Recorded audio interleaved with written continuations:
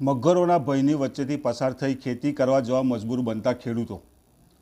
કરજણ તાલુકાના ઢાઢર નદી કિનારે આવેલા સુરવાડા ગામના ખેડૂતો મગરના ભયની વચ્ચેથી પસાર થઈ ખેતી કરવા જવા માટે મજબૂર બની રહ્યા છે।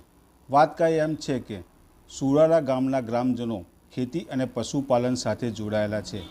ગામના 50% જેટલી જમીન ગામમાંથી પસાર થતી ઢાઢર નદીના સામે કિનારે આવેલી છે, જેથી ગામના ખેડૂતોને ખેતી કરવા અને પશુઓ માટે ઘાસચારો લેવા જવા માટે ના છૂટકે ગ્રામજનોએ બનાવેલા નદી ઉપરના કાચા પુલિયા પરથી પસાર થવું પડે છે। નદીમાં મગરોનો ત્રાસ વધુ હોવાથી એકલ દોકલ પુલિયા પરથી નદી પાર જવું મુશ્કેલ છે।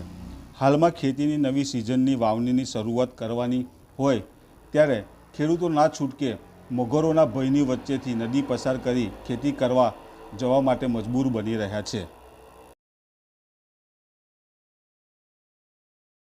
समस्या ये है कि हमारा गामनी जमीन है 50-60% हमारी जमीन पर नदी पार हवे सरकार कोई कशु समस्या आनी उकेल करती नहीं। अमे ब्रिज जुए अमे आ ब्रिज कोई बनावा तैयार है नहीं। सरकार केटली वखत अमे कम्प्लेन होय कर छे, करजण में करी छे अमे, पण कोई करतुं कशुं छे नहीं। हवे अहींया करीने जवुं होय नदी पारे तो पण अमारे रस्तो छे नहीं बराबर। अमारे હવે દર વર્ષ અમારે એક બે માસ અમારે તો મગર લઈ જ જાય છે। આ મગરો તો આની અંદર જ હોય, બધા ઝાડ તરફ હોય, આ બધા એ છે આની અંદર હોય, કતરાની અંદર હોય। આ મગર અમે જઈએ તો ઘડી અમારે તો અડધી રાતે જવાનું થાય, કારણ કે પશુ પક્ષી વધારે નદી પાર છે, રોજ છે, ભૂંડવા છે, અમારે જવાનું હોય તો તકલીફ બહુ થાય છે। હવે ચોમાસાની અંદર કેવી સ્થિતિ હોય? નાવડીની વ્યવસ્થા કોઈ છે નહીં। નાવડી તકે પાણી છે, આ પાણી ભરાતા તો માણસ હોય ડૂબી જાય નાવડીની અંદર। તો ચોમાસામાં કેવી રીતે ખેતી કરવા માટે જાવ? ચોમાસાની અંદર સંભવ થયું જન જવું પડે અમારે, તો કાં તો આપણે સાદર થઈને જવું પડે। અમારે તકલીફ એ છે, આ 4 કિલોમીટર અમારે જવું પડે, આમ 5 કિલોમીટર જવું પડે, આ બધું 4 કિલોમીટર અમારે જવું પડે। શું નામ તમારું? મહેશભાઈ છે મારું નામ। શું સમસ્યા સાહેબ એવી છે કે સુરવાડા ગામ છે, અમે અહીંના ગ્રામજનો છે, બરાબર, નાગરિક જ છે। હવે પુલ નથી, નદીમાં મગર છે અને મગરના લીધે અવર જવર 50% જમીન અમારી પાર છે। તેનું વસ્તુ એવું કે નદીમાં ઉતરવું હોય તો મગર લઈ જાય, બરાબર છે। બીજી વસ્તુ કે કોઈ અવર જવર કરી તો પુલ છે નહીં, રસ્તો બીજો કોઈ છે નહીં। અમારે જવું હોય તો સંભોઈ ફરીને જવું પડે, તે 4 કિલોમીટર થાય। હવે અહીંથી કોઈ જમીન ખેડવી હોય, ઘાસ ચારો લાવવા હોય, અમારે પશુપાલનને જીવડાવ હોય તો કઈ રીતના જીવડાવવાનું? પબ્લિક ત્રાસ ના થાય? બીજી વસ્તુ કે અહીંથી કોઈ એવું આયોજન છે નહીં, કદાચ પુલ હોય તેની લીધે અમારે અવર જવર થાય। બીજી વસ્તુ કે પુલ પર રહીને જાય તો કોઈ નુકસાન ના થાય। હવે 4 જણને અહીંથી પબ્લિકને મગર લઈ ગયેલી છે। 3 મહિના પહેલાં એક છોકરાને લઈ ગઈ, બરાબર છે, મગરના ત્રાસથી। નદીમાં પૂર તો અડે ઘડી આવા જ છે, તો પાકો પુલ હોય ને તો અવર જવર માટે વસ્તુ સારી રહે। અત્યારે કોને બનાવેલો છે? અત્યારે તો આ ગ્રામજને જ બનાવેલો છે, અમે પોતે જ અવર જવર માટે, બીજું કોઈ આવતું નહીં। શું નામ તમારું? પ્રકાશ મોરી।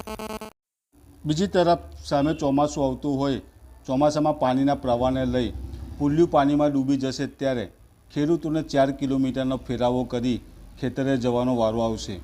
ભૂતકાળમાં મગરોના ત્રાસને લઈ પશુઓ અને ગ્રામજનો મગરના શિકાર બની ચૂક્યા છે।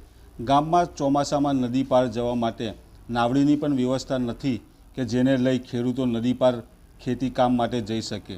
તંત્રને નદી ઉપર પાકો કોઝવે બનાવવા માટે ગ્રામજનો દ્વારા વારંવાર તંત્રને રજૂઆતો કરી છે, તેમ છતાં બહેરું તંત્ર કહેવાતા જગતના તાતની વાત ધ્યાને લેતું નથી।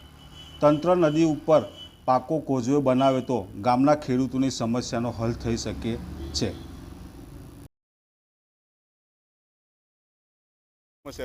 આ સુરવાડા ગામની નદી છે, નદીનું અંદર પાર અમારે વધારે પડતી જમીન છે।